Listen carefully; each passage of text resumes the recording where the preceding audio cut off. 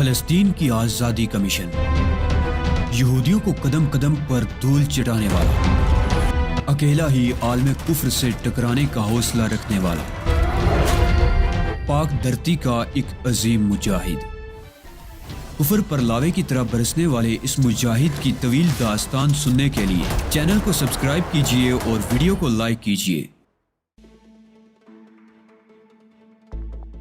تم بھی کس کی باتوں میں آگے ظاہر؟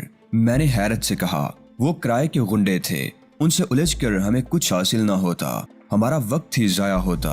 ممکن تھا ہم کسی اور چکر میں پھنس جاتے جس کے ہم ان حالات میں ہرگز بھی متحمل نہیں ہو سکتے تھے۔ اس معاملے میں تو میں متفق ہوں جناب، لیکن بعض دوسرے معاملات میں بھی میں نے یہی کچھ سنا ہے۔ تمہارا اشارہ شاید اولیو ہاورڈ کی طرف ہے، میں نے ہنس کر کہا۔ ہاں، اکثر لوگ اس معاملے میں میرے مخالف ہیں۔ معاف کیجیے گا جناب، گستاخی ضرور ہے، لیکن آپ کا یہ رویہ ناقابل فہم ہے۔ جب ایک دشمن سے نجات حاصل کی جا سکتی ہے تو اسے کیوں زندہ چھوڑا جائے؟ یہ آسانی سے سمجھ میں آنے والی بات نہیں ہے ظاہر۔ دشمن جتنا بڑا ہو اسے اتنا ہی زیادہ سسکا کر مارنا چاہیے۔ اسے زخم لگاتے رہو تاکہ وہ اپنے زخم چاٹتا رہے۔ یہ بات تو سمجھ میں آتی ہے جناب، لیکن دشمن کسی وقت کوئی کاری وار بھی تو کر سکتا ہے، کوئی ناقابل تلافی نقصان بھی تو پہنچا سکتا ہے۔ وہ تو کوئی بھی پہنچا سکتا ہے ظاہر۔ دنیا میں ایک اولیو ہاورڈ ہی تو نہیں ہے، اور بھی بہت سے سازشی دماغ موجود ہیں۔ اسرائیل کی حمایتیوں میں تو خاص طور پر ایک سے ایک سازشی بھرے پڑے ہیں۔ ظاہر خاموش ہو گیا، لیکن اس کے انداز سے ظاہر ہو رہا تھا کہ وہ مجھ سے متفق نہیں ہوا۔ ایک وہی کیا، اس معاملے میں تو تقریباً سبھی میرے خلاف تھے، اور میں کسی کو بتا بھی نہیں سکتا تھا کہ اولیو ہاورڈ پر قابو پانے کے بعد اسے چھوڑ دینے میں میں کیا لذت محسوس کرتا تھا۔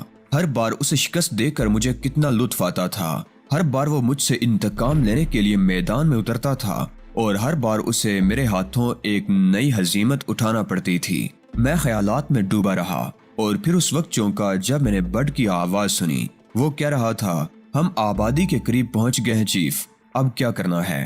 اس گاڑی میں تو ہم شہر میں داخل ہونے کا خطرہ مول نہیں لیں گے بڈ، میں نے کہا۔ اس لیے مناسب یہی ہے کہ کار کسی جگہ کھڑی کر کے پیدل ہی چل نکلو۔ میں نے ایک مقام پر کار روک دی اور ہم سب کار سے اتر گئے۔ میرے اور تہذیب کے کپڑے ابھی تک گیلے تھے۔ کپڑوں کے خشک ہونے تک ہم پیدل ہی چلتے رہے، لیکن ہم سڑک سے دور ہی دور رہے تھے تاکہ کوئی ہمارے حلیے دیکھ کر شکوک و شبہات کا شکار نہ ہونے پائے۔ تقریباً 1 گھنٹے بعد ہمارے کپڑے خشک ہوئے۔ حلیہ تو اب بھی ٹھیک نہیں تھا، مگر اب خطرہ بڑی حد تک کم ہو گیا تھا۔ ہم نے ایک ٹیکسی روکی اور ہوٹل پہنچ گئے۔ ہوٹل میں بھی جس نے ہمیں دیکھا عجیب سی نظروں سے دیکھا، لیکن ہم کسی پر توجہ دیے بغیر اپنے کمروں میں چلے گئے۔ بڈ اور ظاہر اپنے کمرے میں چلے گئے تھے۔ ہم نے لباس تبدیل کیے اور اپنے اپنے بستروں پر ڈھیر ہو گئے۔ کچھ دیر ہم دونوں ہی خاموش رہے۔ اس کے بعد تہذیب نے مہر سکوت توڑی۔ ہنگامے ہمارا پیچھا ہی نہیں چھوڑتے علی۔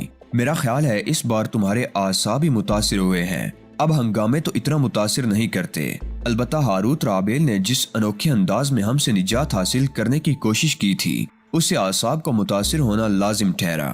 اس شیطان نے ہمیں قتل کرنے میں واقعی کوئی کسر نہیں چھوڑی تھی۔ کون کہہ سکتا ہے کہ اس کمرے کے فرش کے نیچے جیل ہوگی؟ ہاں تہذیب، اور اسے یقین رہا ہوگا کہ ہم اس کے اس جال سے بچ کر نہیں نکل سکیں گے، اور واقعی ہم بچ بھی نہیں سکتے تھے، بس قسمت ہی یاوری کر گئی۔ لیکن علی، اس نے پھر ایسی حماقت کرنے کی جرت کی، حالانکہ ہم نے فارمولے بھی اس کے حوالے نہیں کیے تھے۔ کیا وہ بالکل ہی احمق ہے؟ تم بول رہی ہو تہذیب؟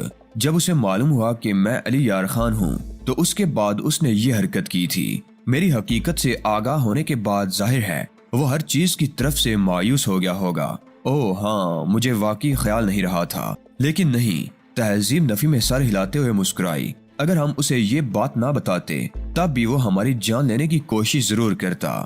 ممکن ہے، میں نے کہا، یہودی قوم کے کسی فرد سے کچھ بعید نہیں ہوتا، مگر تم یہ بات اتنے وثوق سے کیسے کہہ رہی ہو؟ وہ تو ہماری خدمات حاصل کرنے کی کوشش کرتا رہا تھا۔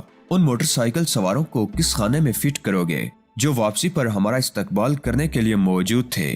ظاہر ہے انہیں بعد میں تو وہاں تعینات نہیں کیا گیا ہوگا۔ میں نے سر کو تفہیمی انداز میں جنبش دی۔ تمہارا تجزیہ 100% درست ہے تہذیب۔ اس نے ہمیں ٹھکانے لگانے کے انتظامات پہلے سے ہی کر رکھے تھے۔ ہم اس کے ایک جال سے بچ نکلتے تو دوسرے کی زد میں ضرور آ جاتے۔ تہذیب مسکرائی۔ لیکن اس میں ایک الجھن ہے، اس نے کہا۔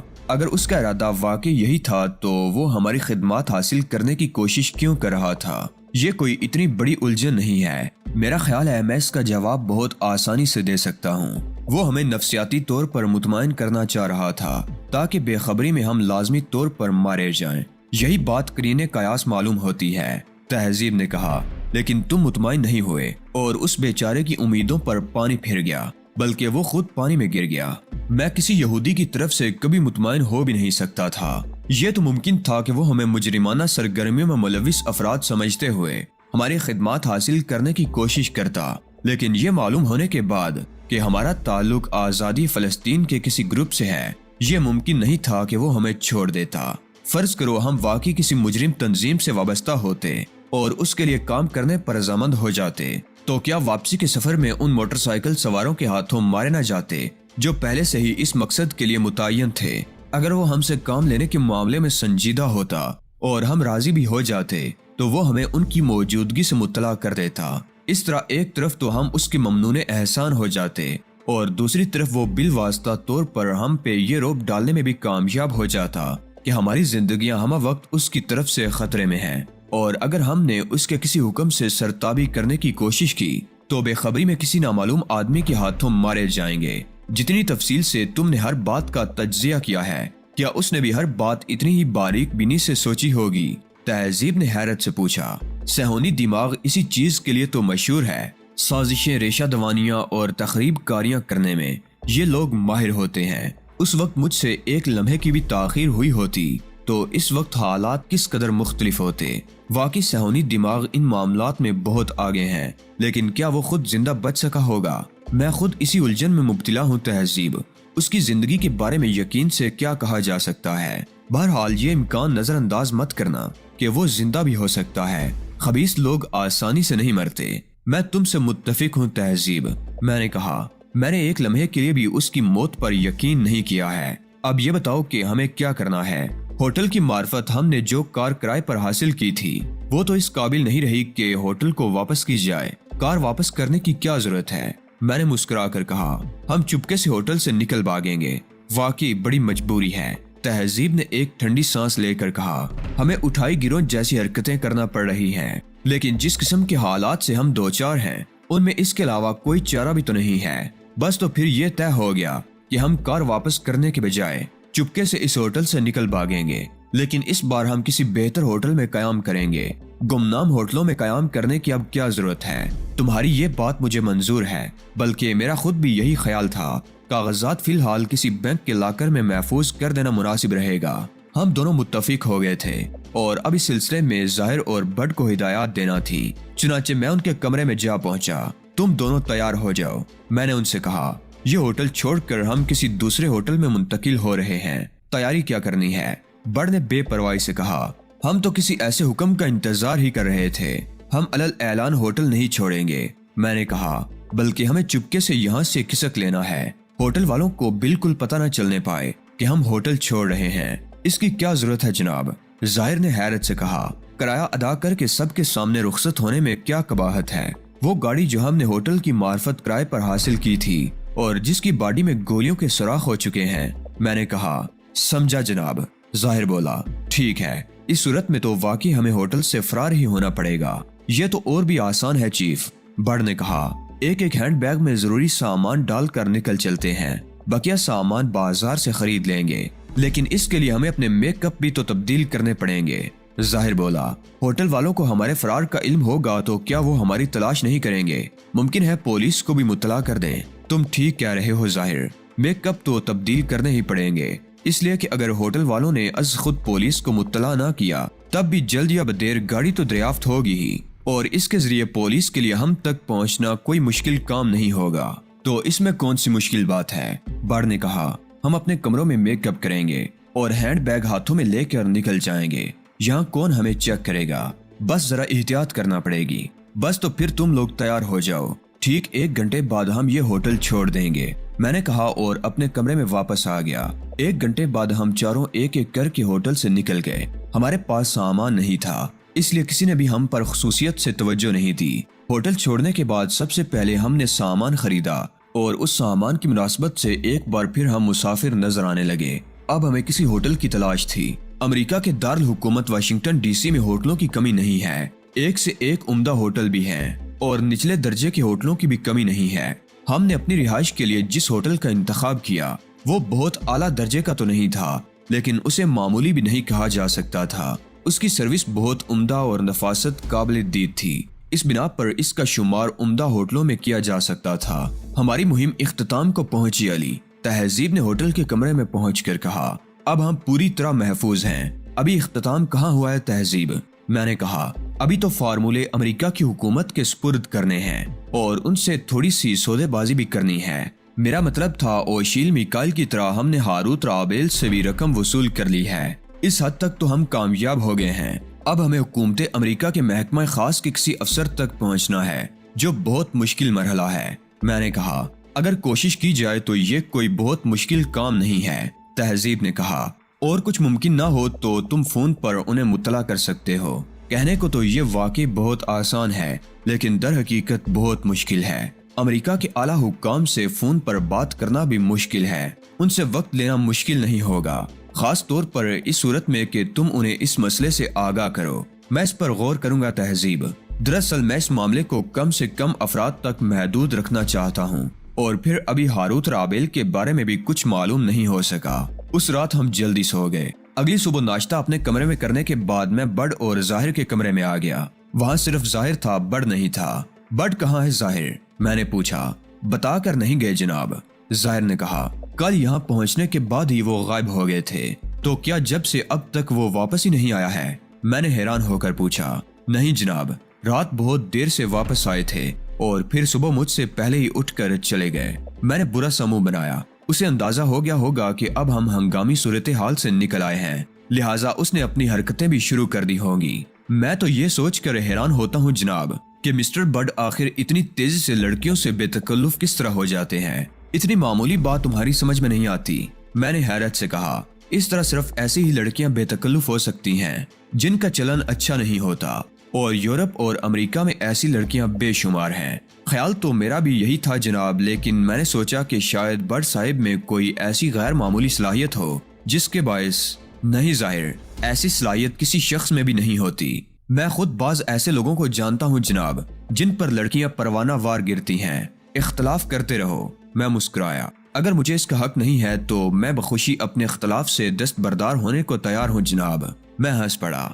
जब कोई मुझसे इख्तलाफ करता है तो मुझे बेहद खुशी होती है जाहिर, बशर्ते कि इख्तलाफ करने वाला इख्तलाफ बराए इख्तलाफ ना कर रहा हो और कज बहसी पर ना उतर आए। मैंने तो सिर्फ वो बात कही है जो आपके नजरिए के खिलाफ मेरे तजर्बे में आई है। मुझे मालूम है जाहिर, और इसीलिए मुझे खुशी हुई। मैं तुमसे सिर्फ एक सवाल करूंगा, इसके जवाब से तुम्हारी समझ में खुद ही सब कुछ आ जाएगा।